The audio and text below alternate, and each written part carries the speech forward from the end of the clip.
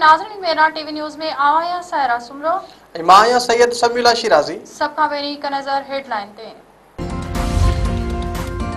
वज़ीर आज़म शहबाज शरीफ़ अफ़गानिस्तान के संजीदा ॻाल्हियुनि जी आछ करे छॾी। वज़ीर आज़म चयो आहे त अफ़गानिस्तान भारत जे चवण ते पाकिस्तान मथां हमलो कयो।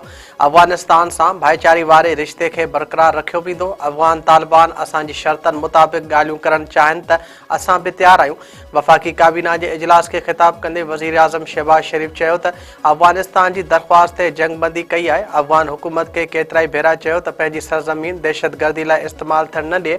जेकॾहिं अफ़गान हुकूमत संजीदा आहे त पोइ असां बि ॻाल्हियूं अॻिते वधाए सघूं था।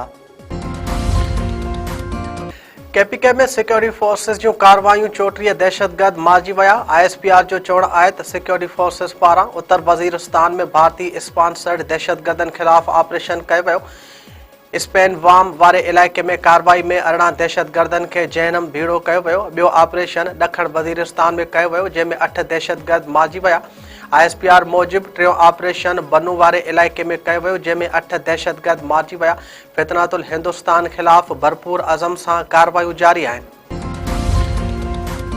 पंजाब हुकूमत पारां इंतहा पसंद जमायत ते पाबंदी लाइ सिफ़ारिश जो फ़ैसिलो। वज़ीर आला मरियम नवाज़ जी सदारत हेठि इजलास अमन अमान सूरत हाल जो जाइज़ो वरितो वियो। एहलकारनि जी शहादत ऐं मिल्कियतनि जी तबाही में मुलविस अॻुवाणनि ऐं कारकुननि ते केस हलंदा।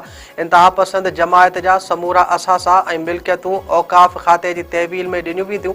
पधिराई में ॼाणायो वियो आहे त इंतहा पसंद तंज़ीम जा समूरा बैंक अकाउंट मंजमंद ऐं सोशल मीडिया अकाउंट बंदि कया वेंदा।